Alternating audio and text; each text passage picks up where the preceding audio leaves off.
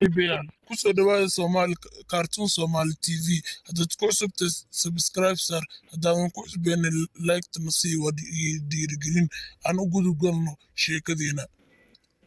Anigii saaxiibadeeda waxaan ku dheeli jirnay maasha marka ay maqribka tahay 12 mar walban maashan ayaan imaani jirnay.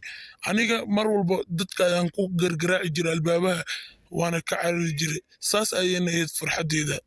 maalintii dambe waxaan u imaaday saaxiibadeeda Nimco, albaabkeeda ayaan garaacay.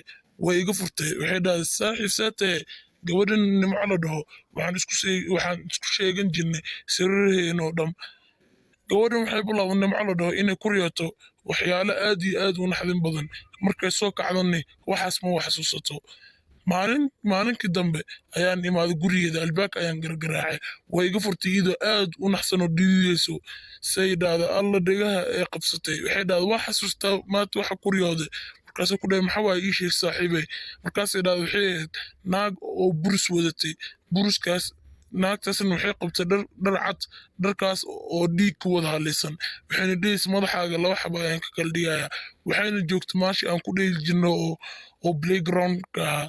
waxayna ii soo fiirinaysa si aad iyo aad u daran. markaasaa dhahay aamus. waxay bilaawday ooyin. markaasaan ku dhahay aamus, waxaa u sheegaya waalidiintaada wax ku haystee. ayay dhahday. kadib waxaan ku dhahay kaalaas isku raacna maasha playgroundka. maashii aadnay, waa iskaga baashaalaynay. ilaahay amarkiis anagoo rabnay inaan soo baxno aniga ilmihii dhamis soo wada raacnay. saaba horteena waxaan ku aragnay naagtii ay ii sheegaysa Nimco oo buruska wadatay, oo timaheeda caddaa oona dharkeeda oo wada dhiiga ku halaysnaa. si xun ayay noo soo fiirisay. waxayna leedahay indho waaweyn. sida ii sheegaysa saaxiibadeedu wayba ka cabsi badneed. markaasay dhahday madaxa idinka waan idin dili doonaa, waan isfiirinay. naxdin awgeed orod ayaan ku soo kala fakarnay.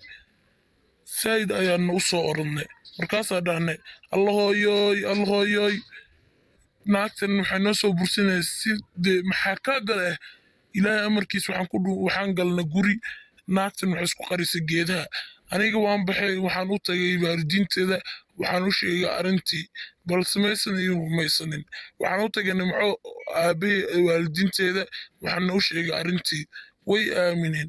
maashin waxaa loo diray askarta ayaa baartay, balse waxu caddeynaya maysan ka helin. markii dambe waxay dhaheen cc kaamirada ayaan ka fiirinaynaa wax dhace. askariga ayaa u baxay dhankii cc kaamirada. saaba markuu fiiriye wuxuu arkay keliya anaga oo hal mar wada istaagnay oona hal mar orod balaabnay. markaasuu dhahe markaas ayaa videoga ayaana la tusay. aniga waa yaabay. kiiskiina sidaas ayaa lagu soo xiray. aniga waxaa dhahe waxaas maxay ahayd, marooxaamo ayay ahayd mise wax kale ayay ahayd. waxaas bini'aadan noola soo gaartay ilaa dhammaadka. waa mahadsan tahay. nabadilo.